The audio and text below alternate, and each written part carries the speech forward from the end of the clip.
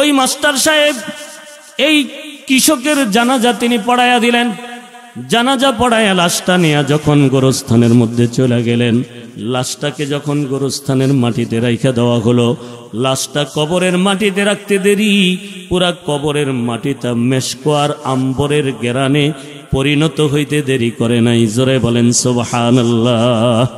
লাশটা কেবল মাটির মধ্যে রাইখা দিছেন, হিন্দুস্তানের ঘটনা। লাশটা খালি মাটিতে রাখতে দেরি পুরা মাটিটা মেশকো আর আম্বরে পরিণত হয়ে গেল। গেরানে পুরা এলাকাটা মো মো করতে শুরু করল। ওই মাস্টার সাহেব কৃষক ব্যক্তিকে দাফন করে বাড়িতে আইসা লোকটার স্ত্রীকে জিজ্ঞাসা করলেন, মা, তোমার স্বামী এমন কি আমল করত আমি জানতে চাই, যে আমলের কারণে তার লাশটা জমিনের মধ্যে রাখার সাথে সাথে তার পুরা কবরটা মেশকো আর আম্বরের গেরানে পরিণত হয়ে গেল। লোকটার স্ত্রী ডাক দিয়া বলতেছেন, মাস্টার সাহেব, আমার স্বামীর এমন কোনো আমল ছিল না, কিন্তু প্রতিদিন সকালবেলা ফজরের নামাজটা যখন পড়ে আসতো, তাকিয়ার উপর থেকে তাকে কোরআনে কারিমটা নামাইতে দেখতাম। জোরে বলেন সুবহানাল্লাহ। তাকিয়ার উপর থেকে কোরআনে কারিমটা নামাইয়া কোরআনের গিলাপটা খুইলা রেহালের মধ্যে কোরআনে কারিমটা রাইখা কোরআনে কারিমের লাইনের নিচে দিয়া খালি আঙ্গুলটা বুলাতেন আর খালি কান্না করতেন। চোখ থেকে দরদর করে পানিগুলি গড়াইয়া পড়ত। এক সময় দীর্ঘ সময় কোরআনের লাইনের নিচে দিয়া হাত বুলাইতে এক সময় তিনি বলতেন, আমার এক পারা কোরআন শরীফ মোটামুটি পড়া হয়ে গেছে। সুবহানাল্লাহ। অথচ তিনি কিন্তু কোরআন পড়তে পারতেন না। বলতেন, আমার এক পারার এক সিপারা কোরআন শরীফ পড়া হয়েছে। এই কথা বলে কোরআনটাকে বুকের মধ্যে জড়ায়া ধরতেন, কোরআনটাকে মুখের মধ্যে নিয়ে চুমু খাইতেন, কোরআনটাকে চোখের মধ্যে বুলাতেন, আল্লাহর কাছে ডাক দিয়া বলতেন, আল্লাহ, আমি কোরআনকে বড় ভালোবাসি, তোমার কোরআন যেন আমি গোলামকে যেন ছেড়ে না যায়। এখন মাস্টার সাহেব ডাক দিয়া বলতেছেন, ওগো কৃষকের স্ত্রী, বুঝলাম আপনার স্বামী কোরআনকে ভালোবাসতেন, কোরআনের ভালোবাসার কারণে আল্লাহ তাআলা তার কবরকে মেশকো আম্বরে পরিণত করে দিছে। সুবহানাল্লাহ। নবীজির সাহাবী আবু হুরায়রা রাদিয়াল্লাহু তাআলা আনহু নবীজিকে জিজ্ঞাসা করে, ওগো আল্লাহর হাবিব, দুনিয়াতে তো আমরা আল্লাহর গোলামি করতেছি, আল্লাহকে সেজদা দিতেছি, কথা বলেন ঠিক কিনা? দুনিয়াতে আমরা সুবহানাল্লাহর তাসবিহ পড়ি, আলহামদুলিল্লাহর তাসবিহ পড়ি, লা ইলাহা ইল্লাল্লাহর তাসবিহ পড়ি, আল্লাহু আকবারের তাসবিহ পড়ি। রমজান আসতেছে, রমজান মাসে আমরা রোজা রাখি, তারাবির নামাজ আদায় করি, হজ করি, যাকাত দেই, নানাবিধ আমলগুলো করি। কিন্তু এইসব আমল করি আমরা আল্লাহকে দেখে না দেখি। কথা বলেন তো, আল্লাহকে দেখে আমল করি না দেখে আমল করি? কিন্তু জান্নাতে আমরা আল্লাহকে দেখব কিনা? নবীজির সাহাবী আবু হুরায়রা নবীজিকে জিজ্ঞাসা করলেন। সরকারে দো আলম নবীজি ডাক দেয়া বলে, আবু হুরায়রা রে, দুনিয়াতে আল্লাহকে দেখো নাই, জান্নাতের মধ্যে কিন্তু মালিককে দেখবা। জোরে বলেন আল্লাহু আকবার। নবীজি বলে, আবু হুরায়রা, দুনিয়াতে তো আল্লাহকে দেখলাম না, দুনিয়াতে তোমরা আল্লাহকে দেখো নাই, না দেখে আল্লাহর গোলামি করো, কিন্তু জান্নাতের মধ্যে মালিককে দেখবা। জোরে বলেন সুবহানাল্লাহ। জান্নাতের মধ্যে গিয়ে আল্লাহকে দেখবা। আল্লাহর নবী বিশ্ব নবী ডাক দিয়া বলেন, ও আবু হুরায়রা, জান্নাতের মধ্যে গেলে আল্লাহরে দেখবা। কোরআনের মধ্যে আল্লাহ রাব্বুল আলামিন বলছেন, আল্লাহ তাআলা কোরআনের মধ্যেও বলছেন, লিল্লাযী আহসানুল হুসনা ওয়া জিয়াদা। আল্লাহ রাব্বুল আলামিন কোরআনের মধ্যে বলছেন, এ বান্দা, জান্নাতের মধ্যে আসলে আমারে দেখবা, জান্নাতের মধ্যে আসলে আমি আল্লাহর দিদার তুমি লাভ করবা, জান্নাতের মধ্যে আসলে আমার সাথে সরাসরি তোমাদের কথা হবে। জান্নাতীরা জান্নাতের নাজ ও নেয়ামতের মধ্যে যখন ডুবে থাকবেন, জান্নাতের বাজারের মধ্যে জান্নাতীরা যখন ডুবে থাকবেন, ঠিক এমন সময় তারা নজর করে দেখবেন তাদের মাথার উপরে একটা নূরের ঝলক পড়ছে। জোরে বলেন সুবহানাল্লাহ। সব জান্নাতীরা মাথাগুলো নিচের থেকে উঠায়া উপরের দিকে যখন তাকাতে থাকবেন, নজর করে দেখবেন তাদের মাথার উপরে জান্নাতীদের মাঝখানে আর আল্লাহর মাঝখানে কোনো পর্দা নাই। আল্লাহ তাআলা ডাক দিয়া বলবেন, আসসালামু আলাইকুম ইয়া আহলাল জান্নাহ, ও জান্নাতীরা রে, আমি আল্লাহর পক্ষ থেকে তোমাদের প্রতি সালাম। আল্লাহ রাব্বুল আলামিন কোরআনে সূরা ইয়াসিনের মধ্যে বলছেন, সালামুন কাওলাম মির রাব্বির রহিম, সালামুন কাওলাম মির রব্বির রহিম। আল্লাহ তাআলা জান্নাতীদেরকে ডাক দিয়া বলবেন, আমার জান্নাতি বান্দারা, আমি করুণাময় আল্লাহ তাআলার পক্ষ থেকে তোমাদেরকে সালাম।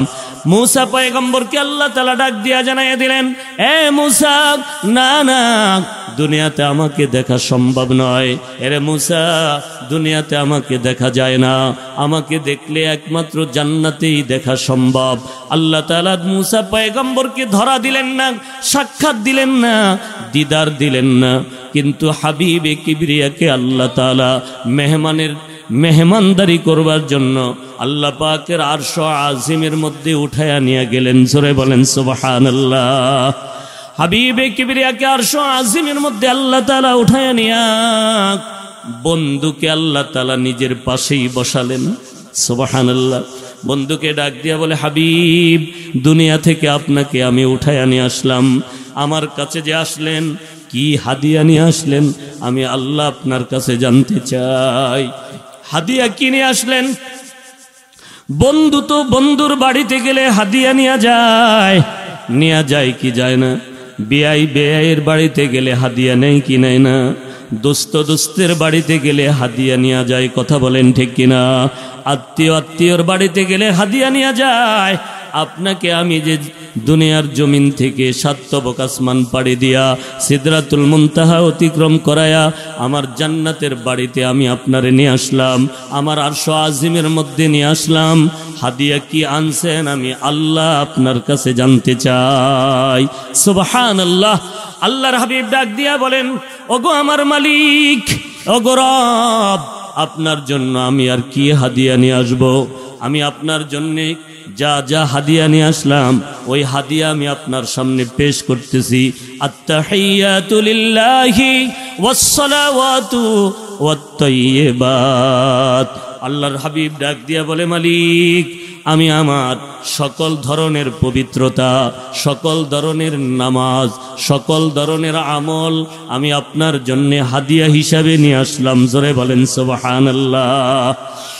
এমন সময় আল্লাহ তাআলা ডাক দিয়া বলেন, হাবিব, আপনি যখন আপনার পবিত্রতা, আপনি যখন আপনার শারীরিক ইবাদত, মালি ইবাদত, আপনার নামাজগুলো আমার জন্য হাদিয়া নিয়ে আসলেন, আমি আল্লাহর পক্ষ থেকেও তো আপনারে হাদিয়া দেওয়া দরকার। আসসালামু আলাইকা আইয়ুহান নাবিয়্যু ওয়া রাহমাতুল্লাহি ওয়া বারাকাতুহু। জোরে বলেন সুবহানাল্লাহ। আল্লাহ রাব্বুল আলামিন হাবিবি কিবরিয়াকে ডাক দিয়া নিয়া নবীজিকে আল্লাহ তাআলা নিজের সাক্ষাৎ দান করলেন। আল্লাহ তাআলাকে সাথে বসায় আল্লাহ কথা বললেন। আল্লাহ তাআলা হাবিবে কিবরিয়াকে আল্লাহর পাশে রাইখা আল্লাহ তাআলা বন্ধুর সাথে একান্তে কথা বললেন। এ বাবা, হে দোস্ত আমার, শুকরিয়া আদায় করলে জান্নাতের মধ্যে গেলে আল্লাহকে দেখা যাবে। আল্লাহ তাআলা তখন ধরা দিবেন। আল্লাহ তাআলাকে জান্নাতীরা এক নাগাড়ে জান্নাতের মধ্যে দেখতে পাবে। জোরে বলেন সুবহানাল্লাহ। আল্লাহর নবীকে আবু হুরায়রা জিজ্ঞাসা করলেন, ওগো আল্লাহর নবী, জান্নাতের মধ্যে আমরা আল্লাহকে দেখতে পাবো কিনা? নবীজি ডাক দিয়া বলেন, হ্যাঁ, জান্নাতের মধ্যে গেলে তোমরা তোমাদের রবকে দেখতে পাবা। কয়, কেমন করে দেখতে পাবো আল্লাহকে? আল্লাহর নবী বিশ্ব নবী ডাক দিয়া বলে, আবু হুরায়রা, 14 তারিখের পূর্ণিমাটা চাঁদ আসমানে উদিত হলে দুনিয়ার মানুষেরা দেখতে পায় কি পায় না, নাকি তাদেরকে কোনো ভিড় ঠেলাঠেলি ধাক্কাধাক্কি করা লাগে জানতে চাই। আবু হুরায়রা নবীজির সাহাবী ডাক দেয়া বলে, ওগো আল্লাহর হাবিব, না, 14 তারিখের পূর্ণিমার চাঁদ আসমানে যখন উদিত হয়, দুনিয়ার যে যেখানে আছে সেখানে দাঁড়ায়া দাঁড়ায়া নির্বিঘ্নে আসমানের মধ্যে 14 তারিখের পূর্ণিমার চাঁদটা দেখতে পায়। নবীজি বলেন, জান্নাতীরা যখন জান্নাতে যাবি, জান্নাতের নিজ নিজ স্থানের মধ্যে দাঁড়ায়া আল্লাহ তাআলাকে সরাসরি কোনো রকমের বাধা বিপত্তি ছাড়া, বিঘ্নিত ছাড়া, কোনো রকমের ঠেলাঠেলি ছাড়া জান্নাতীরা নিজ নিজ আসনে দাঁড়ায়া আল্লাহ তাআলাকে সরাসরি দেখতে পাবে। জোরে বলেন সুবহানাল্লাহ। সব জান্নাতীরা জান্নাতে আল্লাহকে দেখবেন। আল্লাহ যেন আমাদেরকেও আল্লাহর দিদার দান করেন। জোরে বলেন আমিন। বন্ধুরা আমার, ভাইয়েরা আমার, পয়গম্বর মুসা কালিমুল্লাহ তুর পর্বতে রওনা করেছেন। কথা বলবেন কার সাথে? আল্লাহর সাথে। কথা বলেন তো, পয়গম্বর মুসা কার সাথে কথা বলতে যায়? আল্লাহর সাথে কথা বলবেন। পয়গম্বর মুসা আল্লাহর সাথে কথা বলতে রওনা করেছেন। পথ ধরে যখন সামনে চলতে লাগলেন, রাস্তার ঢাল থেকে একজন প্রতিবন্ধী উঠে আসলো। ডাক দিয়া বলে, ওগো আল্লাহর পয়গম্বর মুসা, কোথায় যাচ্ছেন? আপনার গন্তব্যটা আমি জানতে চাই। পয়গম্বর মুসা কালিমুল্লাহ ডাক দিয়া বলে, আমি তুর পর্বতে যাইতেছি, আমি আমার মালিকের সাথে কথা বলতে যাইতেছি। জোরে বলেন সুবহানাল্লাহ। আমি আমার রবের সাথে কথা বলবো। এমন একটা লোক বাবা, যেই লোকটার 2টা হাত নাই, যেই লোকটার 2টা পা নাই, যেই লোকটার হাত নাই পাও নাই, এই লোকটার মতো বড় হতভাগার কপাল পড়া দুনিয়াতে কেউ আছে নাকি জানতে চাই। আপনার আমার হাত আছে, পা আছে, এরপরেও তো আমরা মাহফিলে আসি না। কথা বলেন ঠিক কিনা? এই এলাকার মধ্যে এই কয়জন মানুষে আছে নাকি আরো বেশি মানুষ আছে? কথা বলেন। এই কয়জন মানুষে আপনারা বাস করেন নাকি আরো মানুষ আছে? আমরা যদি নারায়ণগঞ্জের ঢাকা থেকে আসতে পারি, এই মহল্লা থেকে বুঝি আপনারা আসতে পারেন না? কি বলেন? এই হাত আর পা গুলো আমাকে আপনাকে কে দিয়েছেন? কথা বলেন, কে দিয়েছেন? আরো জোরে বলেন তো, কে দিয়েছেন? আল্লাহ। হাত আমাকে দিয়েছেন আল্লাহ, পা আমাকে কে দিয়েছেন? আল্লাহ রাব্বুল আলামিন বলে, বান্দা, হাত আমি দিয়েছি, পা আমি দিয়েছি আমার গোলামি করার জন্য, আমার ইবাদত করার জন্য। এই পা 2টা দিয়া হাইটা বুঝি তুই মাহফিলে যাইতে পারলি না রে? এই মাহফিলের মধ্যে এমনও তো হতে পারে আজকের মাহফিলটা আমার আপনার জীবনের জন্য শেষ মাহফিল। কথা বলেন ঠিক কিনা? মাহফিল শেষ করে বাড়ি চলে যাবেন, ঘুমাবেন, ঘুমাবো। ওই ঘুমটাই হয়তো আমার আপনার জীবনের জন্য শেষ ঘুম। কথা বলেন ঠিক কিনা?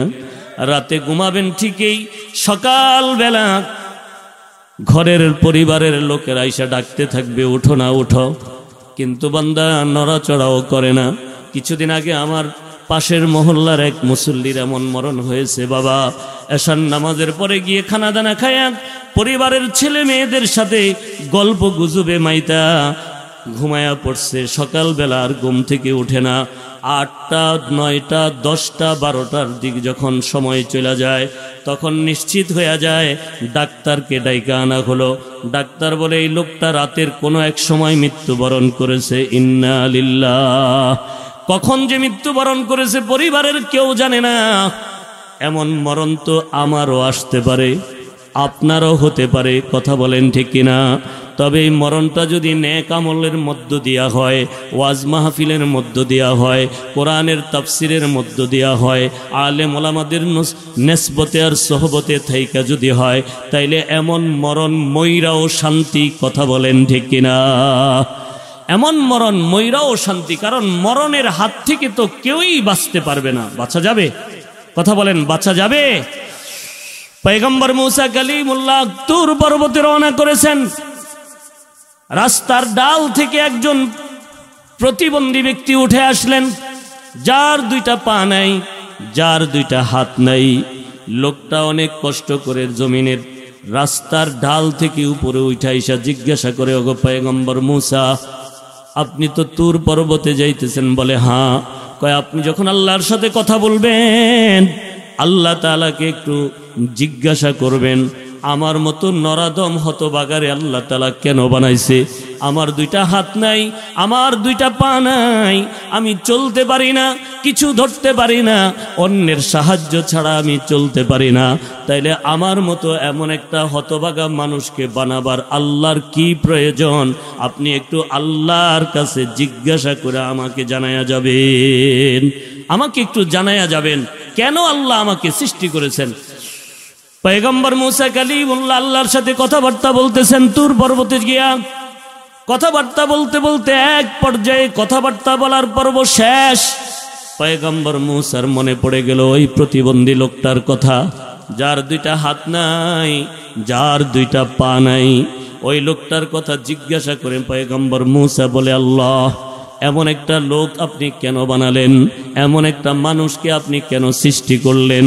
এমন একটা বান্দা আপনি কেন বানালেন যাকে আপনি নিজের থেকে দুইটা হাত দিলেন না, যাকে আপনি নিজের থেকে দুইটা পা দিলেন না, যেই লোকটা নিজের থেকে হাঁটতে পারে না, যেই লোকটা নিজের থেকে কিছু ধরতে পারে না, অন্যের সহযোগিতা ছাড়া যে লোকটা চলতে পারে না, এমন একটা মানুষ আপনার বানাবার কি প্রয়োজন ছিল? আমি আপনার কাছে জানতে চাই কি উদ্দেশ্যে আপনি তাকে বানালেন? আল্লাহ রাব্বুল আলামিন ডাক দিয়া বলে, মুসা রে, ওরে আমি খামোখা বানাই নাই। জোরে বলেন আল্লাহু আকবার, আরো জোরে বলেন না আল্লাহু আকবার। আল্লাহ তাআলা ডাক দিয়া বলে, মুসা, আমার এই বান্দাটারে আমি অনর্থক বানাই নাই, অযথা বানাই নাই, ওরে আমার একটা বিশেষ কাজের জন্য বানাইছি। জোরে বলেন সুবহানাল্লাহ। কয়, ওরে আমি আমার একটা বিশেষ কাজের জন্য বানাইছি। কয়, কি কাজের জন্য মালিক? তো আল্লাহ তাআলা ডাক দিয়া বলেন, আমার জাহান্নামের দেয়ালের মধ্যে একটা ছিদ্র আছে, জাহান্নামের দেয়ালের মধ্যে একটা ছিদ্র আছে বাবা, ওই ছিদ্রটাকে আমি ওরে দিয়া বন্ধ করুম। জোরে বলেন আল্লাহু আকবার। আমার জাহান্নামের দেয়ালের মধ্যে, ওয়ালের মধ্যে একটা ছিদ্র আছে, ওই ছিদ্র পথটাকে আমি এই প্রতিবন্ধী লোকটারে দিয়ে আমি বন্ধ করব। এই বিশেষ উদ্দেশ্যে আমি এই প্রতিবন্ধী লোকটারে সৃষ্টি করেছি। পয়গম্বর মুসা মন খারাপ তুর পর্বত থেকে রওনা করেছেন, বাড়ি ফিরেছেন। রাস্তার মধ্যে আসার পরে প্রতিবন্ধী লোকটার সাথে দেখা হয়ে গেল। প্রতিবন্ধী লোকটা জিজ্ঞাসা করে, সালাম দিয়ে জিজ্ঞাসা করে, পয়গম্বর মুসা, আল্লাহর সাথে আপনার কথা হয়েছে কি? বলে, হ্যাঁ, কথা হয়েছে। আপনি কি আল্লাহরে জিজ্ঞাসা করেছেন আমাকে আল্লাহ কোন উদ্দেশ্যে সৃষ্টি করেছেন? এটা কি আপনি জানতে পেরেছেন? আল্লাহ বলেছেন আপনাকে? পয়গম্বর মুসা কালিমুল্লাহ বলেন, আমি তো জিজ্ঞাসা করেছিলাম, মালিক আমাকে জানিয়ে দিয়েছেন কেন তোমারে সৃষ্টি করছেন। কয়, তো আমার আল্লাহ আমাকে কি জন্য সৃষ্টি করেছেন আমি জানতে চাই। পয়গম্বর মুসা কালিমুল্লাহ বলেন, আল্লাহ তাআলা তোমাকে অনর্থক বানায় নাই, আল্লাহ তাআলা তোমাকে অযথা বানায় নাই, আল্লাহ তাআলা তোমাকে আল্লাহর বিশেষ প্রয়োজনে বানাইছে। বলে, কি প্রয়োজন? মুসা পয়গম্বর বলেন, আল্লাহ তাআলা বলছেন, আমি আমার এই প্রতিবন্ধী বান্দাটাকে, অঙ্গহীন বান্দাটাকে, হাত পাহীন বান্দাটাকে আমি আমার নিজের বিশেষ প্রয়োজনে বানাইছি। বলে, কি প্রয়োজন? বলে, জাহান্নামের দেয়ালের মধ্যে নাকি একটা ছিদ্র আছে, ওই ছিদ্রটাকে আল্লাহ তোমাকে দিয়ে বন্ধ করতে চায়। আল্লাহু আকবার। কথাটা শোনার সাথে সাথেই প্রতিবন্ধী লোকটা চিৎকার দিয়া বলতেছে, আল্লাহ, আমি তোমার শুকর আদায় করতেছি, আমি তোমার শুকর আদায় করতেছি, আলহামদুলিল্লাহ। ও আল্লাহ, আমি তোমার শুকর আদায় করতেছি, আলহামদুলিল্লাহ। মুসা পয়গম্বর জিজ্ঞাসা করে, বুঝলাম না, আল্লাহ তোমাকে জাহান্নামের দেয়ালের ছিদ্রি বন্ধ করবার জন্য তোমাকে বানাইলো, আর তুমি আল্লাহর শুকর আদায় করতেছো, কারণটা আমার বুঝে আসে না। প্রতিবন্ধী লোকটা ডাক দিয়া বলে, পয়গম্বর মুসা রে, দুনিয়ার সব কিছু আল্লাহ তাআলা কোনো না কোনো উদ্দেশ্যে বানাইছে, কিন্তু আল্লাহ তাআলা আমাকে আল্লাহর নিজের প্রয়োজনে বানাইছে। সুবহানাল্লাহ। আল্লাহ তাআলা দুনিয়ার কোনো প্রয়োজনে আমারে বানায় নাই, আল্লাহ তাআলা নিজের প্রয়োজনে আমারে বানাইছে। আল্লাহ নিজের প্রয়োজনে আমারে বানাইছি, আল্লাহ তার নিজের কাজের জন্য আমারে বানাইছি। আল্লাহ তাআলা আমাকে দিয়ে আল্লাহর জাহান্নামের দেয়ালের ছিদ্র বন্ধ করতে চায়, এটা তো আল্লাহ তাআলার অনেক বড় দয়া। আমার মতো নরাদমকে আল্লাহ নিজের কাজের জন্য ব্যবহার করবে, এজন্য আমি আল্লাহ তাআলার শুকর আদায় করতেছি।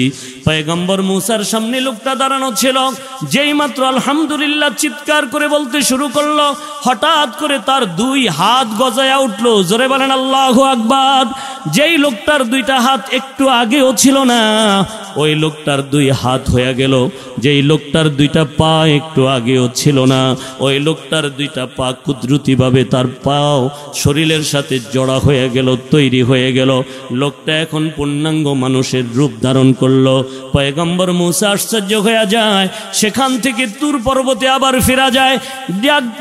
তুর পর্বতে গিয়া ডাক দিয়া জিজ্ঞাসা করে, মালিক বুঝলাম না, যেই লোকটাকে তুমি জাহান্নামের দেয়ালের ছিদ্র বন্ধ করবার জন্য বানাইলা, যেই লোকটার একটু আগেও হাত ছিল না, যেই লোকটার একটু আগেও পা দুইটা ছিল না, হঠাৎ করে এমন কি হয়ে গেল, তার দুইটা হাত তৈরি হয়ে গেল, দুইটা পা তৈরি হয়ে গেল।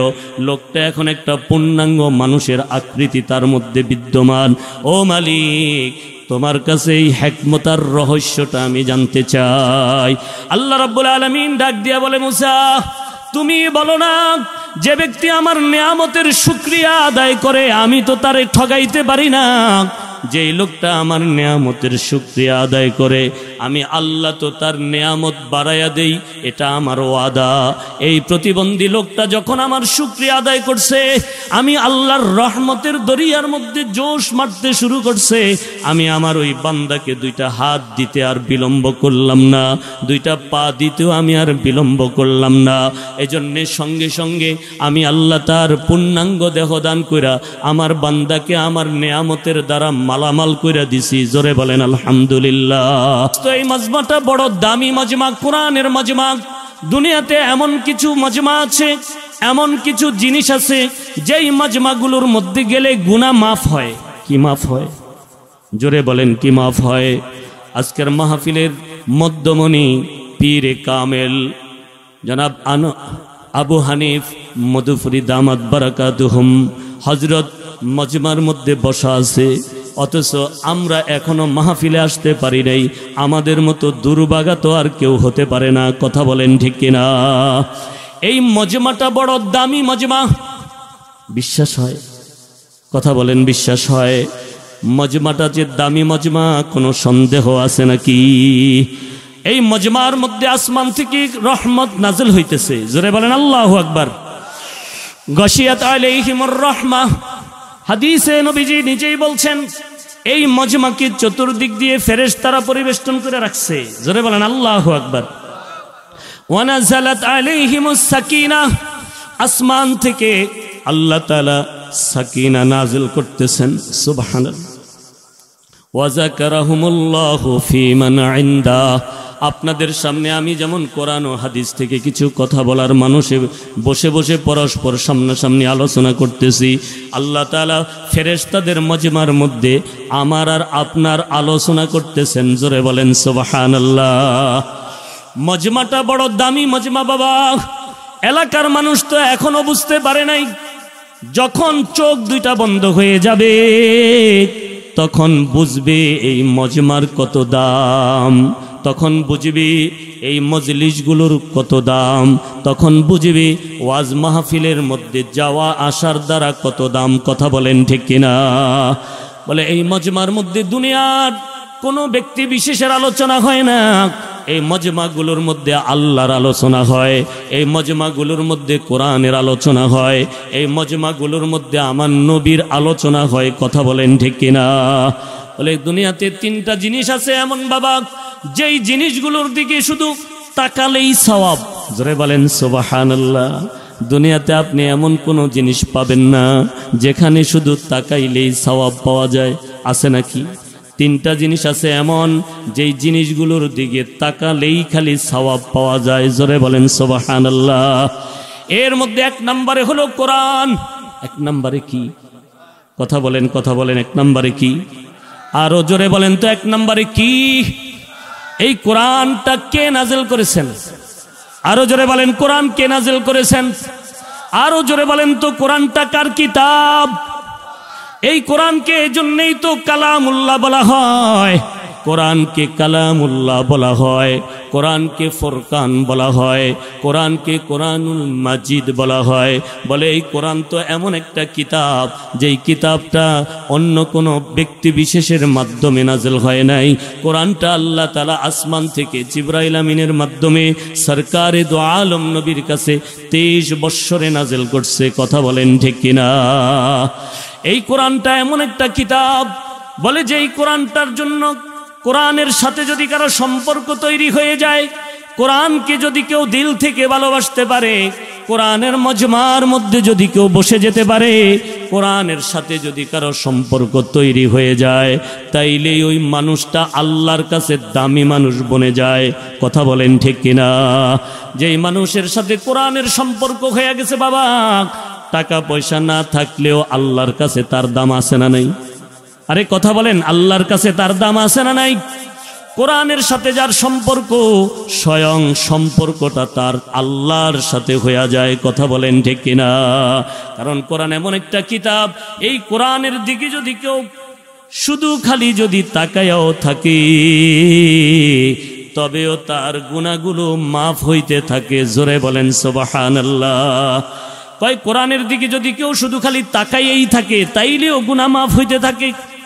হিন্দুস্তানের মধ্যে একজন আল্লাহর ওলি ছিলেন, হিন্দুস্তানের মধ্যে একজন আল্লাহর ওলি ছিলেন বাবা।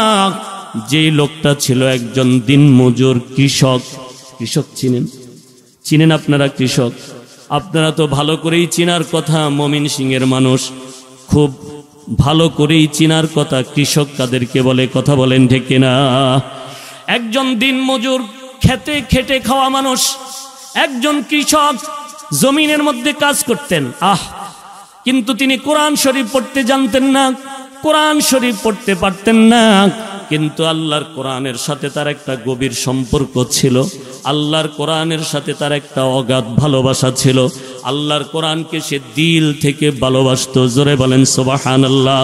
মুসলমান আজকে হতভাগা, কপাল পড়া, এতটা কোফান আমাদের মন্দ হয়েছে, আমরা নিজেরাও কোরআন শরীফ পড়ি না, নিজেদের ছেলে মেয়েদেরকেও কোরআন পড়াই না।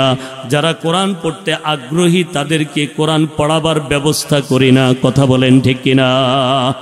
এজন্যই তো মুসলমানদের আজকে যেখানে সেখানে লাঞ্ছিত হতে হয়, কোরআন থেকে দূরে সরাবার কারণে, কোরআন থেকে দূরে যাওয়ার কারণে সারা পৃথিবীতে আজকে মুসলমানেরা লাঞ্ছিত, বঞ্চিত। কথা বলেন ঠিক কিনা? হিন্দুস্তানের ওই কৃষক কোরআন পড়তে জানতেন না, কিন্তু কোরআন পড়তে না পারলেও কোরআনের সাথে তার ভালোবাসা ছিল। হঠাৎ করে কৃষকটা মারা যায়। মারা যাওয়ার পর তাকে এমন একটা গ্রামের মধ্যে লোকটা বসবাস করত, যেই এলাকার মধ্যে কোনো হুজুর ছিল না, জানাজা পড়াইতে পারে বাবা এমন কোনো মানুষ ওই এলাকায় ছিল না। এখন তো আল্লাহর শুকর, প্রত্যেক গ্রামে গ্রামে আলেম ওলামা আছে না নাই? কি বলেন? আলেম ওলামার সংখ্যা এখন কম না বেশি? আরে কথা বলেন, আলেম ওলামার সংখ্যা এখন কম না বেশি? আপনারা কি আমার কথা বুঝতে পারেন? অসুবিধা হচ্ছে না তো? এখন তো আলহামদুলিল্লাহ আলেম ওলামা অনেক বেশি, মাদ্রাসা মসজিদও বেশি, আলেম ওলামার সংখ্যাও বেশি। কথা বলেন ঠিক কিনা? কিন্তু এমন একটা সময় তো ছিল বাবা, যেই সময়টাতে এত আলেম ওলামা ছিল না, এত মাদ্রাসা ছিল না, এত মসজিদ ছিল না, মানুষেরা খুব সাদাসিধা জীবনযাপন করত।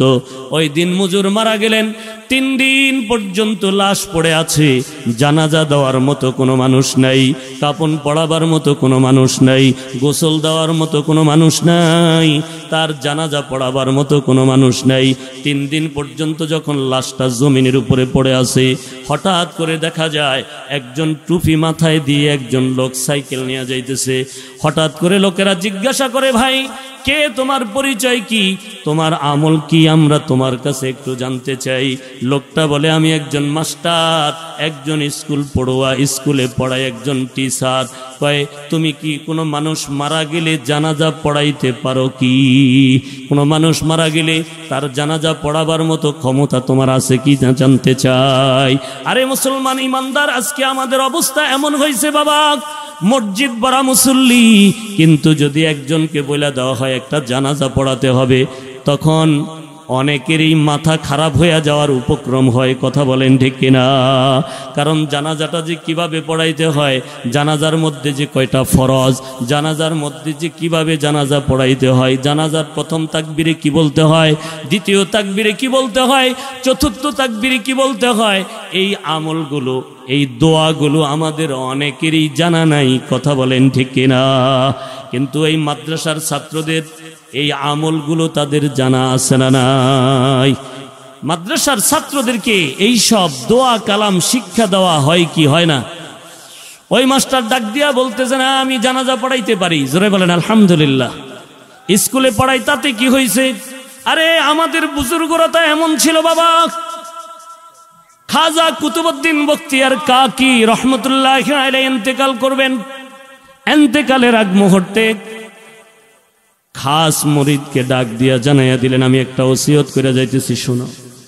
বলে কি ওসিয়ত হযরত?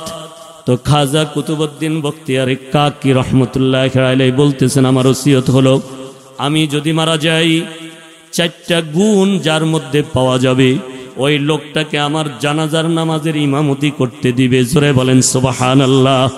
আর এই 4টা গুণ যদি কারো মধ্যে না পাওয়া যায়, জানাজা ছাড়া, বিনা জানাজায় আমারে গোরস্থানের বাড়িতে নিয়ে দাফন কইরা দিবি, জানাজা লাগবে না, জানাজা ছাড়াই আমারে কবর দিবি। জোরে বলেন আল্লাহু আকবার। খাজা কুতুবউদ্দিন বখতিয়ার কাকি কত বড় আল্লাহওয়ালা ছিলেন, কত বড় বুজুর্গ ছিলেন। বলে 4টা গুণ যার মধ্যে পাইবা তাকে দিয়ে আমার জানাজার ইমামতি করাইবা। গুণগুলি বলবো কি? শুনবেন। বলে 4টা গুণের মধ্যে 1 নাম্বার গুণ হলো যার জিন্দেগিতে আসরের সুন্নাত কাজা হয় নাই। জোরে বলেন সুবহানাল্লাহ। আসরের সুন্নাত এটা সুন্নতে জায়েদা, পড়লে সওয়াব, না পড়লে গুনাহ নাই। কথা বলেন ঠিক কিনা? কিন্তু আসরের সুন্নাত যার কাজা হয় নাই, তার মানে হলো এই লোকটা বড় সুন্নতের পাবন্দিওয়ালা, যিনি আল্লাহর হাবিবের সুন্নতকে বড় ভালোবাসে, এমন একটা লোক যিনি জিন্দিগিতে সুন্নত, আসরের সুন্নতে জায়েদা যার জিন্দিগিতে কাজা হয় নাই, এটা হলো 1 নম্বরের গুণ। এই গুণটা তার মধ্যে থাকা চাই। 2 নম্বরে আরেকটা গুণ থাকা লাগবে। বলে 2 নম্বরের গুণ হলো যার জিন্দিগিতে তাহাজ্জুদের নামাজ কাজা হয় নাই। তাহাজ্জুদের নামাজ যার জীবনে কাজা হয় নাই। আমি যদি এখন বলি আমাদের কার কার জিন্দিগিতে তাহাজ্জুদ আমরা পড়েছি, একটু হাত তোলেন তো, তখন দেখা যাবে ম্যাক্সিমাম মানুষের হাত এমন দেখা যাবে যারা জিন্দিগিতেও তাহাজ্জুদ কি জিনিস আমরা বুঝি না। কথা বলেন ঠিক কিনা? তাহাজ্জুদ কিভাবে পড়তে হয় এটাও জানি না। কিন্তু খাজা বখতিয়ার কাকি রহমতুল্লাহ আলাইহি বলেন, এরে আমার জানাজা পড়াইবার জন্য 4 গুণওয়ালা মানুষের প্রয়োজন। 2 নম্বরের গুণ যার জিন্দেগিতে, যে ব্যক্তি জীবনেও কখনো তাহাজ্জুদের নামাজ কাজা করে নাই, যার জিন্দেগিতে তাহাজ্জুদ কখনো ছুটে নাই, এই 2 নম্বরের গুণ যার মধ্যে পাওয়া যাবে, এই লোকটাকে আমার জানাজার জন্য ইমামতির দায়িত্ব দেওয়া হবে। জোরে বলেন সুবহানাল্লাহ। 3 নম্বরের আরেকটা গুণ যার মধ্যে পাওয়া যাবে, যেই লোকটা জিন্দেগিতে কোনোদিন কোনো পরনারীর দিকে দেখে নাই। জোরে বলেন আল্লাহু আকবার। যেই লোকটা জিন্দেগিতে কোনো পরনারীর দিকে চোখ তুইলা তাকায় নাই, যেই লোকটা জিন্দেগিতে কোনো পরনারীর দিকে চোখ উঠায়া তাকায় নাই, পরনারীর দিকে কখনো চোখ তুইলা তাকায় নাই, এমন একটা গুণ, এই গুণটা তো কয়জনের মধ্যে পাওয়া যাবে জানি না। যদি বলা হয় এমন কি আছেন জিন্দেগিতে কোনোদিন কোনো পরনারীর দিকে হাত চোখ তুইলা তাকান নাই, একটু হাত তোলেন তো, তাইলে এমন গুণে গুণান্বিত মানুষ পাওয়া দুষ্কর হবে। কথা বলেন ঠিক কিনা? খাজা কুতুবউদ্দিন বখতিয়ার কাকি রহমতুল্লাহ আলাইহি 4 নম্বরের গুণ বলে দিলেন, যার জিন্দেগিতে তাকবীরে উলা ফত হয় নাই, তাকবীরে উলাটা যার জীবনে কখনো ছুঁটা যায় নাই। তাকবীরে উলার বড় দাম আছে না নাই? কথা বলেন না, তাকবীরে উলার দাম আছে না নাই? কয় তাকবীরে উলা সহ যে ব্যক্তি 40 দিন পর্যন্ত নামাজ পড়বে আল্লাহ তাআলা তাকে 2টা মর্যাদা দান করবেন। জাহান্নামীদের খাতা থেকে নাম কাইটা দিয়া, মুনাফিকের খাতা থেকে তার নাম কাইটা দিয়া নিজ জিম্মায় আল্লাহ তারে জান্নাতের বাড়ির মেহমান বানাইয়া দিবেন। জোরে বলেন সুবহানাল্লাহ। কই 4 গুণ যার মধ্যে পাওয়া যাবে ওই লোকটাকে দিয়ে আমার জানাজার নামাজের ইমামতি করাইবা।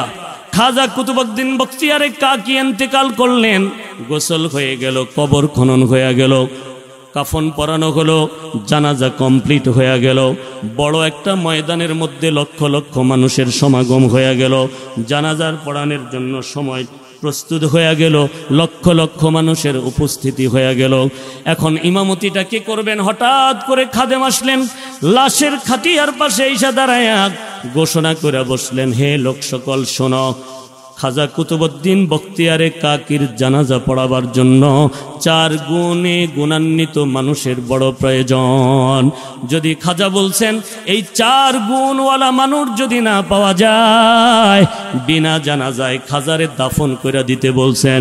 এখন এই 4 গুণওয়ালা মানুষ কে আছে একটু হাত তোলো দেখি।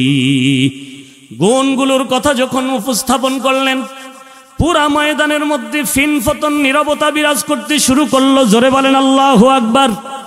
যেই ময়দানের মধ্যে মুহাদ্দিসের অভাব ছিল না, যেই জানাজার মধ্যে আলেম ওলামার কমতি ছিল না, যেই জানাজার মধ্যে মুফতিয়ানে কেরামের অভাব ছিল না, যেই জানাজার মধ্যে সুফি দরবেশের অভাব ছিল না, যেই জানাজায় হাজির হওয়ার জন্য লক্ষ লক্ষ আলেম ওলামা মুরিদান ভক্তবিন্দু হাজির, কিন্তু এমন 4 গুণে গুণান্বিত মানুষ একজনও হাত তুলবার সাহস করতেছে না। জোরে বলেন আল্লাহু আকবার। সকলেই যখন ফেরেশান আর ফেরেশান, তাহলে কি জানাজা ছাড়াই খাজা কুতুবউদ্দিন বখতিয়ারে কাকি রহমতুল্লাহ আলাইহিকে জানাজা দাফন করা হবে নাকি? সকল যখন ফেরেশান আর ফেরেশান বাবা, ময়দানের মধ্যে যখন ফিনফতন নীরবতা বিরাজ করতেছিল, ঠিক হঠাৎ করে এমন সময় একজন সুলতান শামসুদ্দিন আলতামাশ রহমতুল্লাহ আলাইহি হঠাৎ করে গোটা ময়দানের মধ্যে ফিনফতন নীরবতা ভেদ করে নিজেই মাথা উঁচু করে দাঁড়িয়ে গেলেন। জোরে বলেন সুবহানাল্লাহ। যিনি কোনো আলেম ছিলেন না, যিনি কোনো মুফতি ছিলেন না, যিনি কোনো পীর ফকির ছিলেন না, যিনি কোনো মুহাদ্দিস ছিলেন না, একজন বাদশা ছিলেন, রাষ্ট্রনায়ক ছিলেন, একজন দেশের মানুষের খেদমতগার ছিলেন। এত বড় জনপ্রতিনিধি হওয়া সত্ত্বেও বাবা, জনতার মাথা যখন নিম্নগামী হচ্ছিল, ঠিক ওই সময় সুলতান শামসুদ্দিন আলতামাশ রহমতুল্লাহ আলাইহি মাথা উঁচু করে দাঁড়িয়ে গেলেন। সুবহানাল্লাহ। উঁচু করে মাথা দাঁড়িয়ে গেলেন। আস্তে আস্তে করে খাজা কুতুবউদ্দিন বখতিয়ার কাকি রহমতুল্লাহ আলাইহির জানাজার পাশে গিয়ে দাঁড়িয়ে গেলেন। খাজা কুতুবউদ্দিন বখতিয়ার কাকি রহমতুল্লাহ আলাইহির কানে কানে গিয়ে বলতে লাগলেন, খাজারে, যেই বিষয়টা আমার মধ্যে আল্লাহর মধ্যে গোপন ছিল, আমি এবং আল্লাহ ছাড়া যেই বিষয়টার কেউ জানতো না, তুমি তো মইরাই গেলা, আমার গোপন বেদটা কেন তুমি মানুষকে জানতে দিলা? আমি সেই জিনিসটা বুঝতে পারলাম না। কয়টা তো একটা গোপনীয় বিষয় ছিল, একটা সিক্রেট বিষয় ছিল, যেই গুণগুলো আমি অনেক বড় কষ্ট করে আল্লাহর দেওয়ান রহমতে আমি গুণগুলো অর্জন করছিলাম, মানুষ জানতো না। এখন তো দেশের মানুষ আমার এই গুণের খবর জানা গেল। খাজা সুলতান শামসুদ্দিন আলতামাশ রহমতুল্লাহ আলাইহি খাজা কুতুবউদ্দিন বখতিয়ার কাকি রহমতুল্লাহ আলাইহি জানাজা পড়াইয়া দিলেন। তার জানাজা কমপ্লিট হয়ে গেল, লোকেরা তার লাশ নিয়ে কবরে দাফন করে দিলেন। সুবহানাল্লাহ। এত বড় গুণগুলো যেগুলো আলেম ওলামাদের মধ্যেও পাওয়া যাচ্ছিল না, একজন দেশের রাষ্ট্রনায়কের মধ্যে পাওয়া যাইতেছিল। বাবা, বলতেছিলাম কোরআন তো এমন একটা আল্লাহর কিতাব, যেই কিতাবের আমল আজকে আমার আপনার মধ্যে নাই। কথা বলেন ঠিক কিনা? এই কোরআন এমন একটা কিতাব, যেই কিতাবের দিকে তাকাইলেই সওয়াব, ওই কৃষক দিন মজুর যিনি কোরআন তেলাওয়াত করতে পারতেন না, কোরআন পড়তে পারতেন না, কিন্তু আল্লাহর কোরআনটাকে বড় ভালোবাসতেন, মহব্বত করতেন। মারা গেলেন, 3 দিন পর্যন্ত লাশ পড়ে আছে, জানাজা দেওয়ার মানুষ নাই। হঠাৎ করে একজন মাস্টার পাওয়া গেল, যার মাথার মধ্যে টুপি দেখে লোকেরা জিজ্ঞাসা করলো, আপনার পরিচয়, জানাজা পড়াবার মতো ক্ষমতা আছে কিনা? মাস্টার সাহেব বলেন, হ্যাঁ, আল্লাহর শুকর, আমি জানাজা পড়াইতে পারি। সুবহানাল্লাহ। সন্তানকে মাদ্রাসায় পড়াবেন, অন্তত ছেলেটাকে দ্বীনি শিক্ষার জীবনের প্রথম সূচনাটা যেন মাদ্রাসায় হয়। কথা বলেন ঠিক কিনা? কারণ আমি আপনি তো মারা যাব, আমি আপনি মারা গেলে সন্তান যদি আমার আপনার জানাজাটা দিতে পারে, এর চাইতে বড় সৌভাগ্য আপনার আমার জন্য কিছু হতে পারে না। আমি আপনি যখন মৃত্যুর সাকরাত যখন শুরু হয়ে যাবে বাবা, সন্তান আমার আপনার শিয়রের পাশে বৈশা সূরা ইয়াসিন পড়তে থাকলে আমার আপনার মৃত্যুর কষ্টগুলো দূর করে দিবেন কে? আরো জোরে বলেন, কে দূর করে দিবেন? এজন্য কোরআনের সাথে সম্পর্ক কায়েম করা দরকার আছে না নাই? কোরআনকে ভালোবাসা দরকার আছে না নাই? ওই মাস্টার সাহেব এই কৃষকের জানাজা তিনি পড়াইয়া দিলেন। জানাজা পড়াইয়া লাশটা নিয়ে যখন গোরস্থানের মধ্যে চলে গেলেন, লাশটাকে যখন গোরস্থানের মাটিতে রাইখা দেওয়া হলো, লাশটা কবরের মাটিতে রাখতে দেরি, পুরা কবরের মাটিটা মেশকো আর আম্বরের গেরানে পরিণত হইতে দেরি করে নাই। জোরে বলেন সুবহানাল্লাহ। লাশটা কেবল মাটির মধ্যে রাইখা দিছেন, হিন্দুস্তানের ঘটনা। লাশটা খালি মাটিতে রাখতে দেরি, পুরা মাটিটা মেশকো আর আম্বরে পরিণত হয়ে গেল। গেরানে পুরা এলাকাটা মো মো করতে শুরু করল। ওই মাস্টার সাহেব কৃষক ব্যক্তিকে দাফন করে বাড়িতে আইসা লোকটার স্ত্রীকে জিজ্ঞাসা করলেন, মা, তোমার স্বামী এমন কি আমল করতো আমি জানতে চাই, যে আমলের কারণে তার লাশটা জমিনের মধ্যে রাখার সাথে সাথে তার পুরা কবরটা মেশকো আর আম্বরের গেরানে পরিণত হয়ে গেল। লোকটার স্ত্রী ডাক দিয়া বলতেছেন, মাস্টার সাহেব, আমার স্বামীর এমন কোনো আমল ছিল না, কিন্তু প্রতিদিন সকালবেলা ফজরের নামাজটা যখন পড়ে আসতো, তাকিয়ার উপর থেকে তাকে কোরআনে কারিমটা নামাইতে দেখতাম। জোরে বলেন সুবহানাল্লাহ। তাকিয়ার উপর থেকে কোরআনে কারিমটা নামাইয়া কোরআনের গিলাপটা খুইলা রেহালের মধ্যে কোরআনে কারিমটা রাইখা কোরআনে কারিমের লাইনের নিচে দিয়া খালি আঙ্গুলটা বুলাতেন আর খালি কান্না করতেন। চোখ থেকে দরদর করে পানিগুলি গড়াইয়া পড়ত। এক সময় দীর্ঘ সময় কোরআনের লাইনের নিচে দিয়া হাত বুলাইতে এক সময় তিনি বলতেন, আমার এক পারা কোরআন শরীফ মোটামুটি পড়া হয়ে গেছে। সুবহানাল্লাহ। অথচ তিনি কিন্তু কোরআন পড়তে পারতেন না। বলতেন, আমার এক পারার এক সিপারা কোরআন শরীফ পড়া হয়েছে। এই কথা বলে কোরআনটাকে বুকের মধ্যে জড়াইয়া ধরতেন, কোরআনটাকে মুখের মধ্যে নিয়ে চুমু খাইতেন, কোরআনটাকে চোখের মধ্যে বুলাতেন, আল্লাহর কাছে ডাক দিয়া বলতেন, আল্লাহ, আমি কোরআনকে বড় ভালোবাসি, তোমার কোরআন যেন আমি গোলামকে যেন ছেড়ে না যায়। এখন মাস্টার সাহেব ডাক দিয়া বলতেছেন, ওগো কৃষকের স্ত্রী, বুঝলাম আপনার স্বামী কোরআনকে ভালোবাসতেন, কোরআনের ভালোবাসার কারণে আল্লাহ তাআলা তার কবরকে মেশকো আম্বরে পরিণত করে দিছে। সুবহানাল্লাহ। দুনিয়াতে এমন কিছু জিনিস আছে বাবা, যেই জিনিসগুলো শুধু তাকাইলে সওয়াব। এর মধ্যে একটা হলো কোরআন, 2 নম্বরে হলো দুনিয়াতে এমন কিছু জিনিস আছে যেই জিনিসগুলোর দিকে তাকাইলে সওয়াব। বলে, মা বাবার দিকে যদি কোনো সন্তান মহব্বতের নজরে তাকায়, তো আল্লাহ তাআলা এক এক নজরের বিনিময়ে এক একটা কবুল হজের নেকি দান কইরা দেয়। সুবহানাল্লাহ। কোনো সন্তান যদি মা বাবার চেহারার দিকে মহব্বতের নজরে তাকায়, তো সে শুধু তাকাইতে দেরি করবে, সাথে সাথে একটা কবুল হজের নেকি পাইতে দেরি হবে না। সুবহানাল্লাহ বলেন। সাহাবীরা জিজ্ঞাসা করে, ওগো আল্লাহর পয়গম্বর, কোন সন্তান যদি মা বাবার চেহারার দিকে দৈনিক 100 বার তাকায়, তার লাভ কি হবে?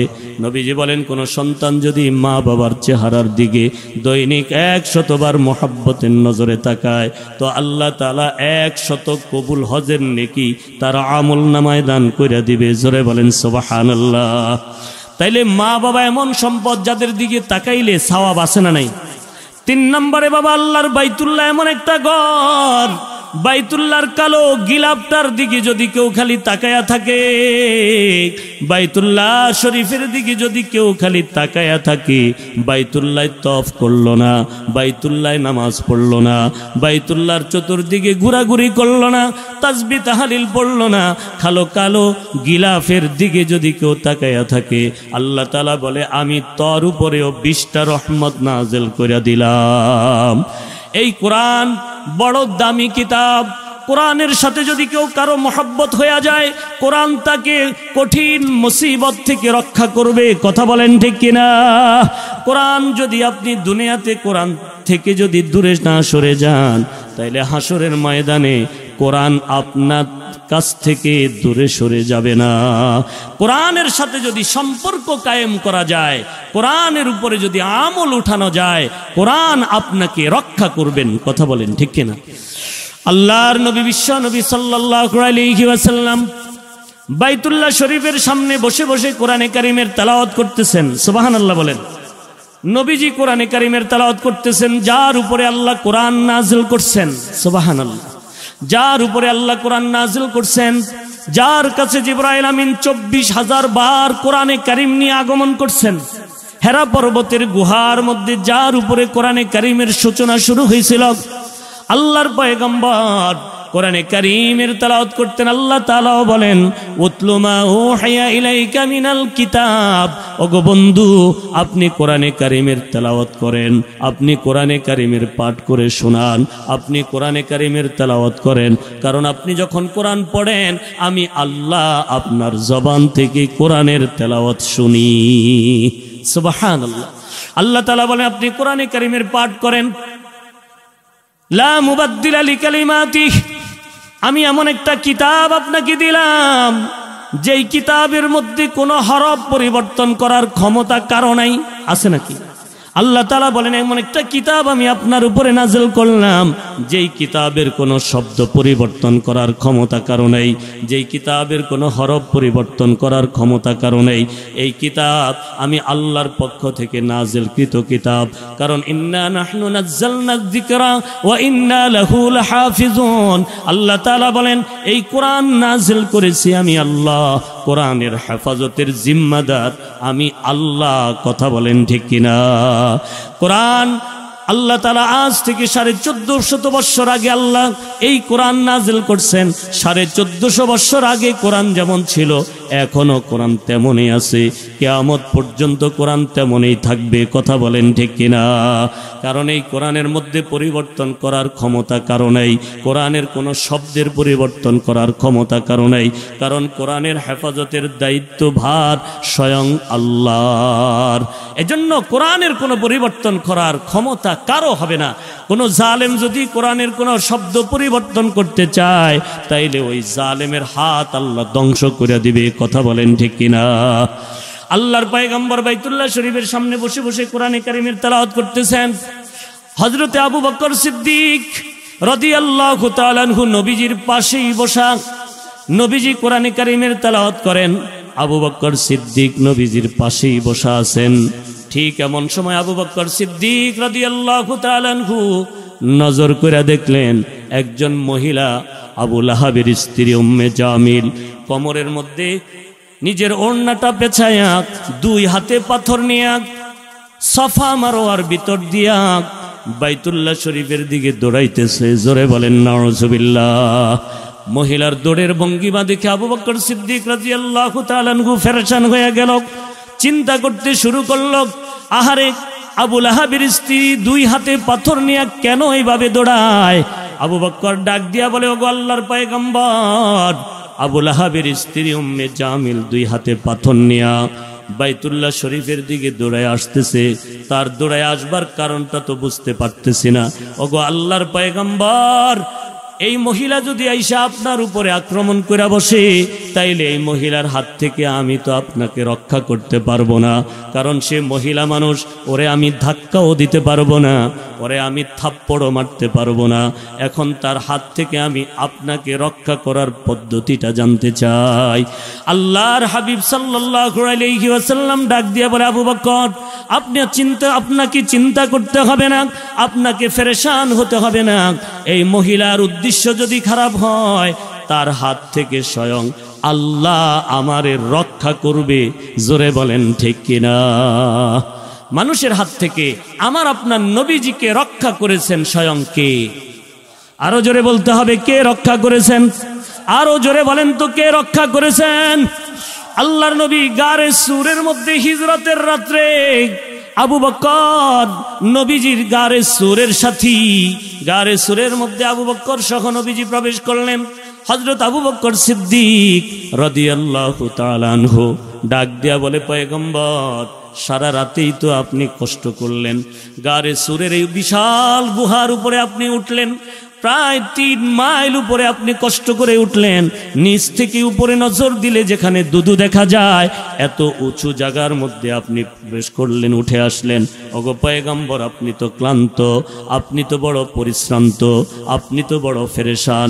ওগো আল্লাহর পয়গম্বর, আমি বসে পড়লাম, আপনি আমার উরুর উপরে মাথা মোবারক রাইখা আপনি একটু আরাম করেন। জোরে বলেন সুবহানাল্লাহ। আবু বকর নিজেও যেখানে পেরেশান, নবীজিও পেরেশান, আবু বকরও ক্লান্ত, নবীজিও ক্লান্ত। আবু বকর নিজের আরামকে হারাম করে দিয়া নবীজিকে আরাম করার ব্যবস্থা করে দিল। নবীজি যখন আবু বকরের উরুর উপরে মাথা রাইখা যখন শুয়া পড়লেন, আবু বকর রাদিয়াল্লাহু তাআলা আনহু নবীজিকে এইভাবে নিয়ে রাত কাটাইয়া দিলেন। সকাল যখন হয়ে গেল, নজর করে দেখা যায় গারে সুরের মুখে মক্কার আবু জাহেলের বংশধরেরা, নবীর দুশমনেরা নবীজিকে তালাশ করতে করতে তারা গারে সুরের মুখ পর্যন্ত চলে গেল। গারে সুরের মুখের মধ্যে দাঁড়াইয়া তারা যে কথাবার্তা বলতে লাগলো, আবু বকর নিজ কানে কথাগুলো শুনতে পাচ্ছিলেন। আল্লাহর হাবিবকে ডাক দিয়া বলে, ওগো নবীজি, মনে হয় যেন ধরা পড়া গেলাম, মনে হয় যেন আটকা পড়া গেলাম। ওরা যদি একটু নিচের দিকে মাথা ঝুঁকাইয়া গর্তের ভিতরের দিকে তাকায়, তাইলে আমরা তাদের হাতে বন্দী হয়ে যাব। যদি বন্দী হয়ে যায়, আমি আবু বকর আমাকে নিয়ে চিন্তিত নই, আমি তো আপনাকে নিয়ে পেরেশানি করতেছি।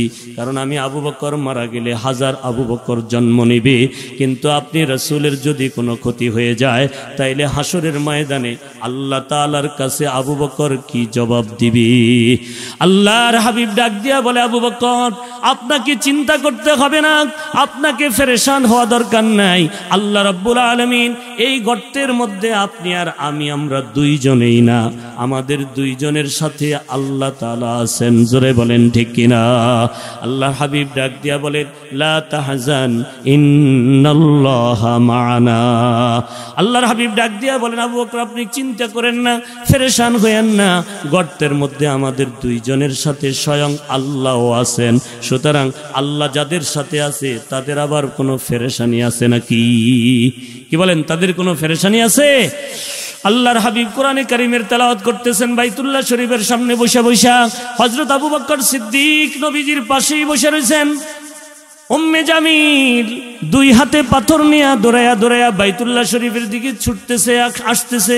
আবু বকর বড় পেরেশান, ডাক দিয়া বলে, ওগো আল্লাহর হাবিব, মহিলার উদ্দেশ্য তো বেশি ভালো দেখা যায় না, পাথর নিয়ে দৌড়াইতেছে, না জানি আইসা এই পাথরগুলো আপনাকে উদ্দেশ্য করে মারে, এখন কি করতে পারি আপনি বইলা দেন। আল্লাহর হাবিব বলে, আবু বকর, আপনি চিন্তা করেন না, মহিলার হাত থেকে আমার আল্লাহ আমারে রক্ষা করবে। কথা বলেন ঠিক কিনা? কারণ আল্লাহ তার কোরআনের মধ্যে বলছেন, আল্লাহু ইয়াসিমুকা মিনান নাস, মানুষের হাত থেকে আমার আপনার নবীকে স্বয়ং আল্লাহ রক্ষা করবেন। নবীজির রক্ষক স্বয়ং কে? কথা বলেন, কে? এজন্য আবু বকর এখন চিন্তিত না, বসে রয়েছেন, নবীজির পাশেই বসে রয়েছেন। নবীজি আল্লাহর কোরআন তেলাওয়াত করতেছেন, আবু বকর বসে বসে শুনতেছেন। উম্মে জামিল পাথর হাতে নিয়ে বাইতুল্লাহ শরীফের সামনে এসে জিজ্ঞাসা করতেছে, আবু বকর, কোথায় তোমাদের সেই মুহাম্মদ সাল্লাল্লাহু আলাইহি ওয়াসাল্লাম, যার উপরে তার রব সূরা লাহাব নাকি নাজিল করছে। এই সূরা লাহাবের মধ্যে আমাদের স্বামী স্ত্রী সম্পর্কে, আমাদের শাস্তি সম্পর্কে আলোচনা হয়েছে। কোথায় মুহাম্মদ আমাকে একটু দেখাইয়া দাও, আমি পাথর মাইরা তার মাথাটাকে চূর্ণ বিচূর্ণ কইরা দিতে চাই। নাউযুবিল্লাহি মিন যালিক। আবু বকর সিদ্দিক রাদিয়াল্লাহু তাআলা আনহু বলেন, তুই যখন নবীজিরে খুঁজতেছস তার মানে হলো তুই নবীরে দেখোস না। তুই নবীরে না দেখলে আমিও আমার নবীর সন্ধান তোরে দিতে পারি না। কথা বলেন ঠিক কিনা? আমার নবীর ক্ষতি হয় এমন কিছু আমি আবু বকর করতে পারি না। এজন্য আবু বকর বলেন, তুই যখন নবীরে দেখোস না তাইলে আমিও নবীজির সন্ধান তোরে দেব না। কিছু সময় পর্যন্ত এখানে দাঁড়ায়া দাঁড়ায়া হুমকি ধমকি দিতে থাকলো, বলতে লাগলো উম্মে জামিল পাইলাম না, যদি তারে পাইতাম পাথর মাইরা তার মাথাটারে চূর্ণ বিচূর্ণ কইরা ছাড়তাম, তারে আমি হত্যা কইরা ফেলতাম। জোরে বলেন নাউযুবিল্লাহ। কিছু সময় পরে উম্মে জামিল যখন চলে গেল, আবু বকর সিদ্দিক জিজ্ঞাসা করে, ওগো আল্লাহর হাবিব, বুঝলাম না, আপনার পাশে আমি বসে রয়েছি, আপনি কোরআনে কারীমের তেলাওয়াত করতেছেন, আমি আপনাকে দেখতে পাইতেছি। উম্মে জামিল আপনার যে দেখলো না, না দেখার কারণটা আমি আপনার কাছ থেকে শুনতে চাই। উম্মে জামিল আপনাকে পাইল না, আপনাকে আমি দেখতেছি, উম্মে জামিল দেখে না, এই না দেখার কারণটা কি? আল্লাহ রাব্বুল আলামিন আল্লাহর হাবিবকে দিয়ে জানাইয়া দিলেন, দোস্ত আপনি জানাইয়া দেন, ফাইদা করাআতাল কুরআন জাআলনা বাইনাকা ওয়া বাইনাল্লাযীনা লা ইউমিনুনা বিল আখিরাতি হিজাবাম মাসতুরা। আল্লাহ রাব্বুল আলামিন বলেন, আমার বন্ধু যখন কোরআনে কারীমের তেলাওয়াত করতেছিল তখন কাফের উম্মে জামিল আর আমার দোস্তের মাঝখানে আমি একটা পর্দা দিয়ে রাখছিলাম, যেই পর্দার কারণে উম্মে জামিল আমার বন্ধু মুহাম্মদুর রাসূলুল্লাহকে দেখে নাই। কথা বলেন ঠিক কিনা? এজন্য দোস্ত কোরআনের সাথে মহব্বত গড়া দরকার, কোরআনের সাথে সম্পর্ক করা দরকার, কোরআনওয়ালাদেরকে ভালোবাসা দরকার। কথা বলেন ঠিক কিনা? কোরআনওয়ালাদেরকে ভালোবাসা দরকার, কোরআনের সাথে সম্পর্ক তৈরি করা দরকার। এই জন্য আল্লাহর হাবিব বলছেন, কোন আলিমান, তুমি নিজে আলেম হও, আও মুতাআল্লিমান, নয়তো সন্তানদেরকে আলেম বানাও, আও মুস্তামিআন, না হয় আলেমের কথা শুনো, আও মুহিব্বান, আর না হয় আলেমদেরকে ভালোবাসো, ওয়ালা তাকুন খামিসান, খবরদার মাদ্রাসা বিরোধী হইও না, আলেম ওলামা বিরোধী হইও না, হাফেজে কোরআনের বিরোধী হইও না। কারণ সন্তানরে যদি তুমি হাফেজে কোরআন না বানাও তাইলে এই সন্তান এক সময় নাস্তিক হতে পারে। কথা বলেন ঠিক কিনা? এজন্য কোরআনী শিক্ষার কোনো বিকল্প আছে? কথা বলেন, কোরআনী শিক্ষার কোনো বিকল্প আছে? এজন্য আল্লাহ রাব্বুল আলামিন কোরআনেও বলছেন, হাবিবি কিবরিয়া বলবেন, وقال الرسول يا ربي إن قوم اتخذوا هذا القرآن مهجورا। দুনিয়াতে দেখবেন এক শ্রেণীর মানুষ আছে যারা বলে ছেলেদেরকে মাদ্রাসায় পড়ায়া লাভ নাই। বলে কি বলে না? ছেলেদেরকে হাফেজে কোরআন বানায়া লাভ নাই, আলেম ওলামা বানায়া লাভ নাই। কয় হাফেজে কোরআন বানাইলে, আলেম ওলামা বানাইলে এরা মানুষের ধারে ধারে বারে বারে ঘুরতে হয়। আমরা বলি না না, আলেম ওলামা বানাইলে মানুষ মানুষের দ্বারে ঘুরে না, মানুষ আল্লাহমুখী হয়। কথা বলেন ঠিক কিনা? এজন্য ছেলে মেয়েদেরকে মাদ্রাসায় দিবেন, আলেম ওলামা বানাবেন। কোরআনের এই সবক, কোরআনের এই শিক্ষা কিয়ামত পর্যন্ত পৃথিবীতে অব্যাহত থাক, এটা আমরা চাই কি চাই না? কারা কারা চাই? একটু দুহাত উঁচু করে আল্লাহকে দেখান তো। নারায়ে তাকবীর, নারায়ে তাকবীর, হাত নামান।